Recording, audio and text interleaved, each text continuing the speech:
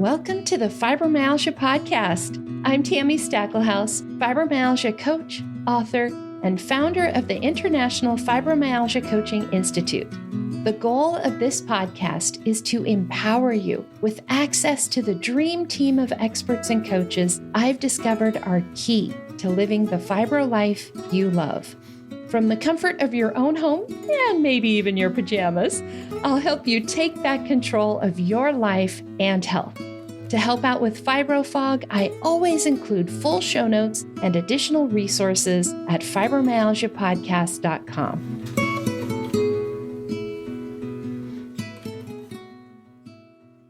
Welcome to the Fibromyalgia Podcast. I'm your coach, Tami Stackelhouse, and today I've got another bonus episode for you. I was recently interviewed by Coach Meghan DeVito for the Kingdom Employee Podcast. And once again, I'm sharing it with you as a peek behind the curtain into an area of my life you normally don't see as part of the Fibromyalgia Podcast. This time, I'm sharing more about my spirituality and how my Christian beliefs impact my life, my business, and my work with clients. Meghan and I discuss the role that faith and spirituality has to help people cope with chronic pain. Plus, I also share some strategies for effectively communicating, delegating tasks, setting boundaries, and adapting lifestyles to help you manage your fibromyalgia symptoms. Kingdom Employee is a podcast for Christians who are looking to thrive in their God-given purpose. So if that's not your thing, absolutely feel free to skip this bonus episode. But if you've wondered about my beliefs, about how that influences the type of work I do and how I built my business, then please keep listening. I had a great conversation with Meghan.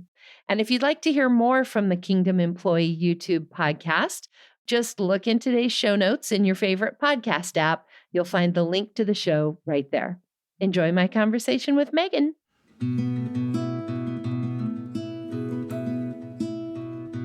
Hi there, everyone. I welcome you to today's episode of Kingdom Employee.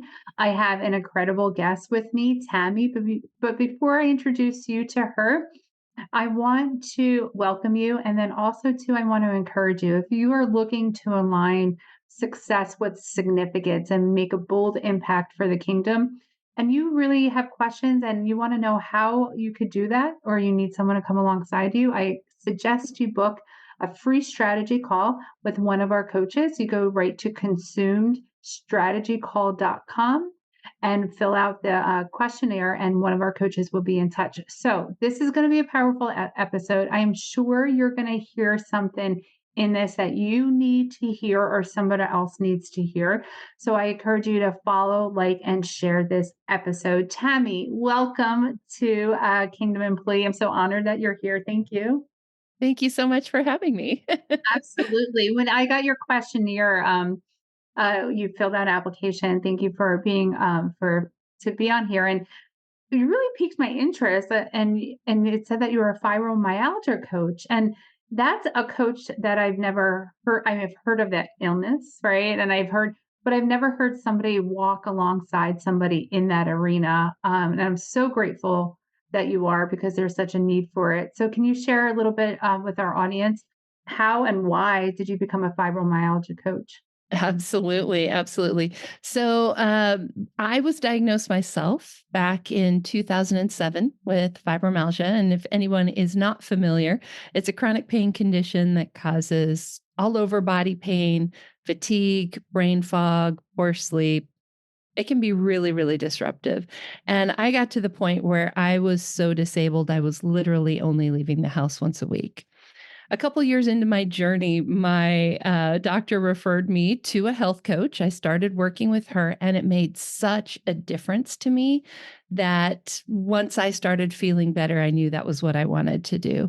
Now, my coach didn't know anything about fibromyalgia. She was still able to help me, but I specifically focused on fibromyalgia. And so a fibromyalgia coach is, I get people who, when I'm training people, I get people coming in who are either health coaches or life coaches. And so we kind of have a little bit of a difference there in the background. But what we do is we help people understand understand their illness, understand their treatment options. Obviously, we're not doctors, so we're not diagnosing or treating, but we live with it, right? Yeah. So we can give you tips and advice from our own lives. We can educate you, we can encourage you, we can hold you accountable for doing all those things that help our health that aren't always fun.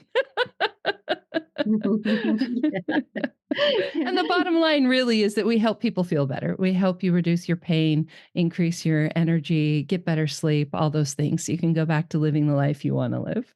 Wow, thank you. So in that, there's a couple things I want to unpack there. Yeah. The first one is that you said that you were leaving your house about once a week. In that situation, did you have a career of your own? What did that look like when you were so sick that you could only leave the house once a week? Yeah. Great question. Great question. So I had gotten married about 6 months before. And I had been managing the support department for a software company. So I managed the call center, which was extremely stressful. Mm, mm. And about 2 months after I had gotten married, um, I had something happen with my boss, and my husband, my brand new husband, was like, "You're done. You're quitting. You're not working here anymore." And so I actually wasn't working, which I think for me was one of the good things that happened because it allowed me to 100% make my job getting better, right? Wow. But Yeah. that meant like one doctor's appointment, one trip to the grocery store, getting my hair cut. That was it that week. Wow. Okay, so that's so good. So now here you are, you're in a high stressful position, which is probably making your condition so much worse, right?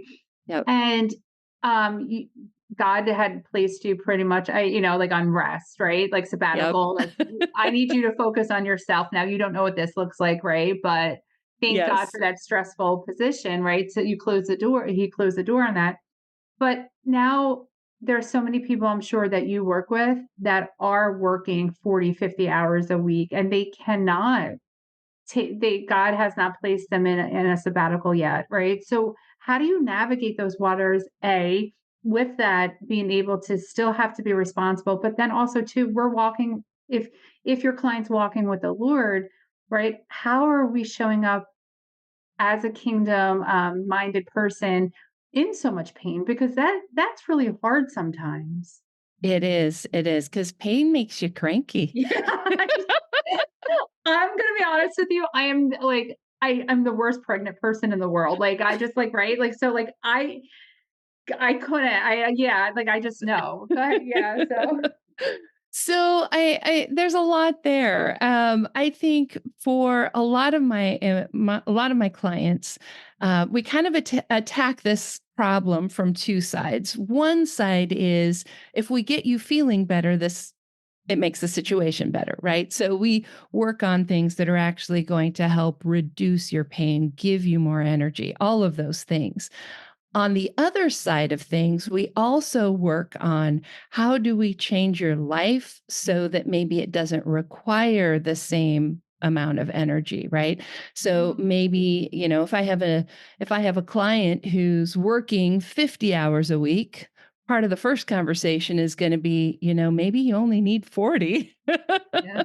Right? Or can we change how you do your job? Can you work from home a couple days a week? Can you, what are the ergonomics like at your office? Like these things really can make a huge difference. I've had clients who have noise canceling headphones that they wear at work because of the overstimulus from, all the noise in an office, right?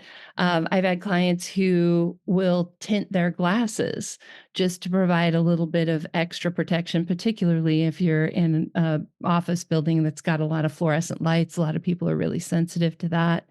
So we look at both how do we change your life, change your work hours, change the work you do, how you work, all of that. But we also do things that are actually going to help you get better. So that's a big piece. But I also think that at a certain point, a lot of my clients have realized that they are getting that little tap on the shoulder that maybe they do need to slow down. Wow. And not everybody is in a financial position to necessarily be able to do that. Like if I had been single and not married, I don't know what I would have done. I would have had to find another way, right? But I do think a lot of people are being called to really reassess what's important. And a lot of the things that we think we have to do, we don't actually have to do. Yeah. And I think that's part of what you're asking with the, how do we do this as kingdom-minded people? I think it's an adjustment of priorities in a big way. I remember a friend of mine.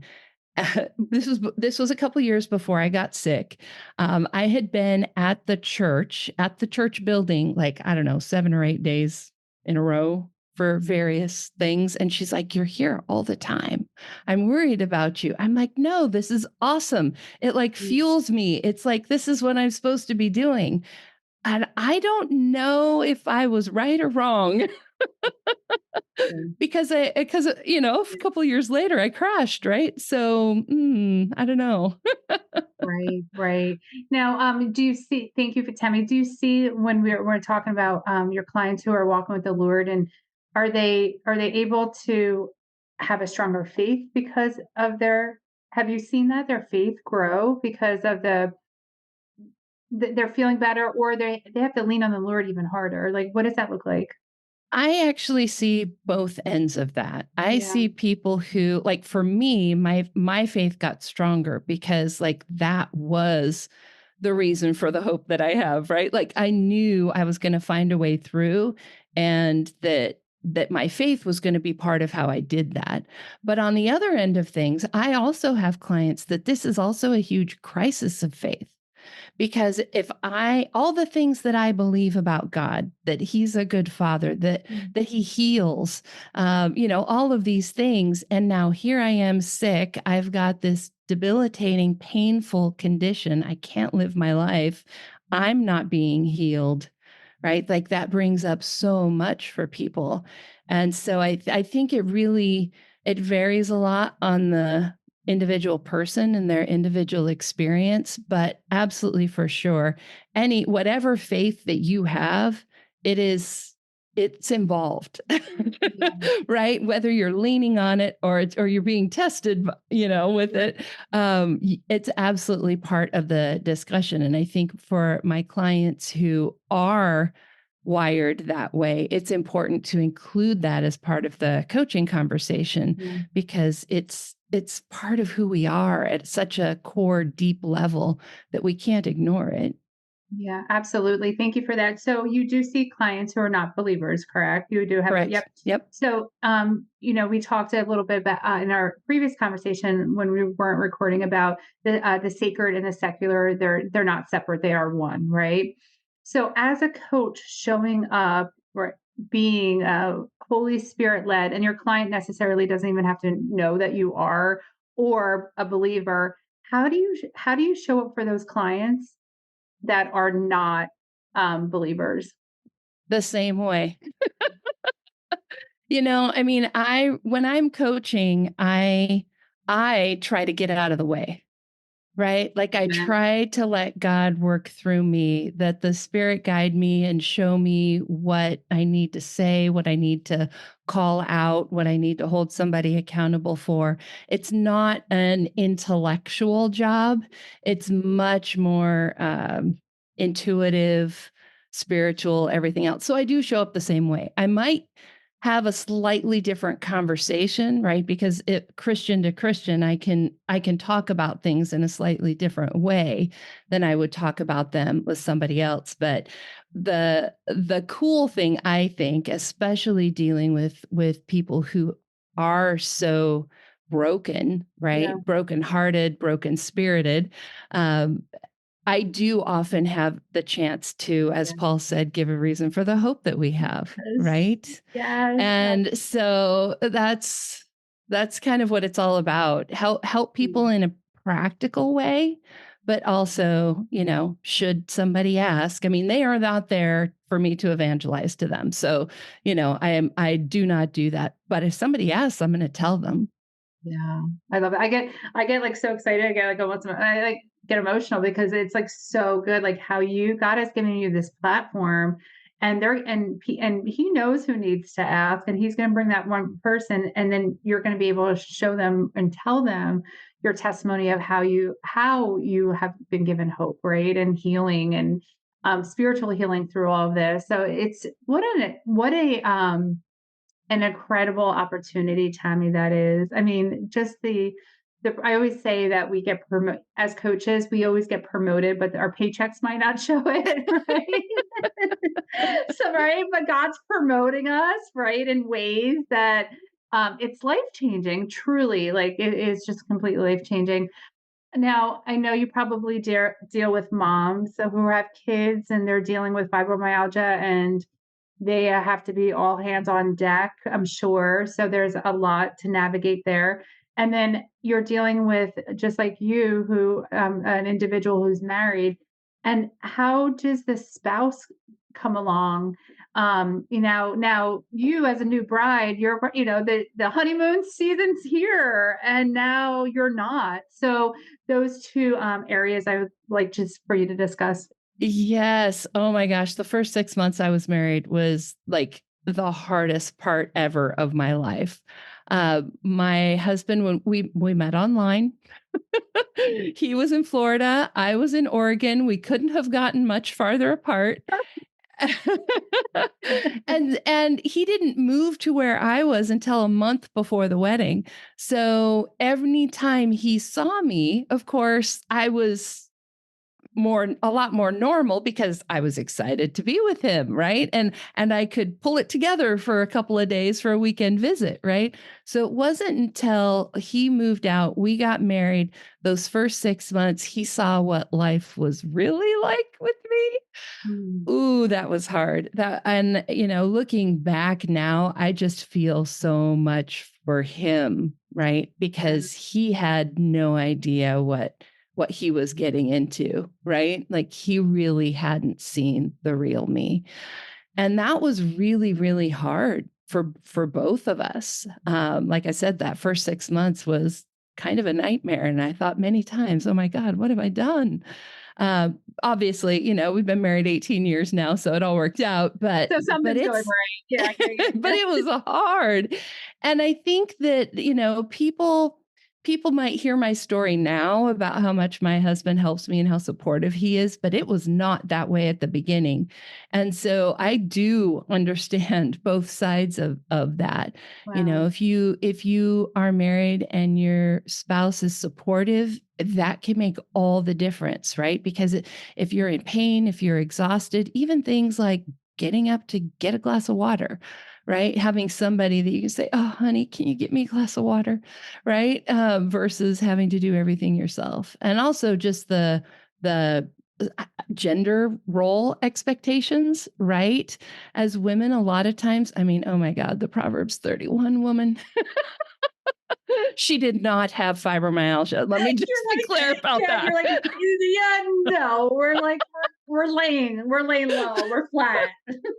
Right. But, I mean, the expectations that people have then, right? Like this is about more than just whether or not I feel good today, right? This is about how we see our roles as husbands and wives, as men, as women, as Christian women, right? Like there is just a lot there, how we see ourselves as mothers. The only way you're going to get through this is if you have help. Yeah. And I mean practical help, right? So a lot of my clients will have friends that help. Some have husbands that help. One of my clients yesterday on one of my coaching calls was talking about how she took her laundry to the laundromat and had them do like a wash and fold service, paid $30 to have like 2 big bags done. And it was like, okay. That's the kind of help that sometimes, we need. Yeah. So we have to change those expectations, I think is a big piece. But then also like, where can we find some of that practical help? Because if you're spending all your energy doing all the things, then your body doesn't have the energy it needs to actually heal, Mm. because that takes energy too. That's good. Expectation. So it's hard, I'm sure, for me, who I don't have fibromyalgia, but it's hard for me to delegate because it's easier for me just to do than communicate effectively sometimes. In a household, it's like, I'll just do it, I'll just do it. So then you have the mom or the spouse or the wife that is now she has to learn how to delegate, ask for help, and then also you're dealing with a illness that you can't see any boo-boos, right? Like you can't see anything. No. So, right. So I'm sure there's just so much learning, and for the not only the family, but also, I mean, for the individual. I can't imagine going through this alone. Where do you see that where you can't see the illness? Where do you see that come up a lot? I definitely see, like I saw that in my own marriage, right? Like one day I would be saying, "Can you get me a glass of water?" The next day I could get up and get it myself, right? And how does he know what day it is? You can't Wow. tell by looking at me, right? Mhm. So I have gotten really creative with some of my clients on how to communicate this better. One of my clients, you got tired of her husband asking her every day, "So how are you today?" She decided to get a pretty bowl with some decorative rocks, and the level of rocks in the bowl was how she felt. So if the bowl was full, it was a good day. And Mhm. she told me that she got such pleasure out of throwing those rocks out of the bowl all over the table when she was feeling terrible. So It's little things like therapeutic. yes, Yeah. exactly. So little things like that can really be helpful in communicating at a time that you can't really communicate, right? When you're foggy, brain foggy, in pain, exhausted, like that is not a good time to communicate. So one of the things I also do with my clients is help them have those conversations sooner. Wow. How do you like talk about your illness at a time when you're not feeling at your worst, right? Because when you're your worst and somebody says, "How can I help?" We usually say, "Well, you can't." Yeah. But Yeah. if you can have that conversation when you're feeling better, there's a lot more options. And I think this is one of those areas where we can really help so much as fibromyalgia coaches because we've lived it, right? We've had those Mm. conversations. We've run into those same problems. We know how you feel. It's not the kind of thing that your doctor who doesn't have fibromyalgia can Yeah. really help you with, Yeah. right? It's so good. I love that. I love the power of that because that's what coaching's all about, right? It Mhm. is about people who have walked the walk with you and experienced that and know exactly how to navigate those waters and that path. I do have a question before we end. You said about 18 years ago when you were diagnosed, your physician recommended a health coach. Yes. What 18 years ago? Tell me real quick in the audience, how the heck did that happen? She just happened to have a coach in her office. Honestly, it had to be a God thing because 18 years ago that wouldn't have been the case No. most places. I also like I seriously I picked this doctor off of a website. I was like, oh, I got married, I got new insurance, I was looking for a new doctor, just randomly picked her. I show up. Oh, guess what? That fibromyalgia was her area of specialty in medical school. Right? There were just so many little things, like, clearly God was working in the background. But, yeah, she had somebody in her office who I think it was somebody who worked there, like one of the nurses or something, I can't remember now because it was so long ago, but who had become a health coach. And so when I came in and said, "Hey, I'm really struggling. I gotta find another way. What we're doing isn't working." She was like, "Well, I have this person in my office who is a health coach. You should talk to her." Yeah. Yeah. Wow. Now, at Consume Coaching, right? We're a team of coaches, and then we help people step into their calling, right? So sometimes there's God put something in your heart. You're like, I'm not sure if I should be doing this. How? When did you get that message? Share with the audience. When did you get that message for God to say, Miss Tammy, I think you should start your own coaching business? Yes, it's kind of funny. I worked with my coach for I think it was about 6 months, and I started to feel so much better that I literally felt like I was walking around with this beautifully wrapped gift that I had been given, and I wanted to share that with others, right? And I was so worried about, taking on clients and then maybe my fibro got worse, right? Because I was just better. So I hadn't been better for very long, right? And so my husband and I actually started together. And of course, he's not doing any of that now, but that was sort of the little bit of a safety net that sort of helped me when I was worried about, how am I going to do this? The first little bit where I was coaching, like most health and wellness coaches, it was pretty general until the day I talked to somebody who had fibromyalgia. Wow. And it was literally a burning bush moment. Like the bush was not burning, but everything else, like I felt like this is it. Like this is a holy moment. I need to take my shoes off. I need to kneel on the ground. Like the angels are singing, the light is coming down, I was like, this is it. This is what I'm supposed to do. And some of that, of course, was in the preparation, right? I mean, I had more tools to help her with because it was the thing that I knew the most about, but yeah, it was pretty magical. And I know not everybody has that magical experience, but you have to, if I had never started and if I had never, talked to her, I wouldn't have had that experience either. So sometimes you do have to take that step of faith and start almost before you have the confirmation. That's so good. And we don't have time, but I would love to get into more because I'm so passionate about equipping coaches.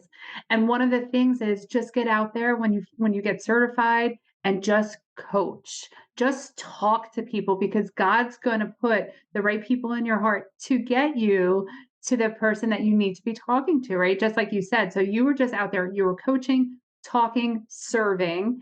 And then God was like, it was clear who you needed, but there was another promotion for you at that time, right? Like that, then you were promoted, right? So it was so good. Tami, I just want to thank you. And I want to thank you for just stepping out in obedience because there is such a need for you and for the coaches that you have on your team to come alongside because I know there's women out there that they feel helpless. And nothing against medication, but they're not getting that. They need that extra, right? They're going to the doctor all the time and not getting those clear answers. And here's somebody rolling their sleeves and coming alongside. So I just want to say thank you for that. Thank you so much. Yes. You're welcome. Can you tell the audience real quick how to get in touch with you if they are led to? Absolutely. So my podcast website is probably the best way, fibromyalgiapodcast.com. You can also find the podcast on your favorite podcast app, but you can get free copies of my books there. My fibromyalgia wellness style quiz is there. All sorts of resources. You can get in touch with me through that. Awesome, Tami. Thank you so much for being you. And thank you for just, like I said, just stepping out and having that bold impact on others. I appreciate you. Thank you so much. If you find this, to the audience, if you find this helpful, if you know someone that is suffering, please like, comment, share this with somebody so you could bless them with this information. Thank you. And that wraps up another episode of the Fibromyalgia Podcast. I'm your coach, Tami Stackelhouse. For daily doses of hope, inspiration, and practical advice, come hang out with me on Facebook. Visit facebook.com/fibrocoach to find my personal coaching page and connect with me directly. To find the show notes, additional resources, or to schedule a consultation with me or one of my coaches, visit fibromyalgiapodcast.com.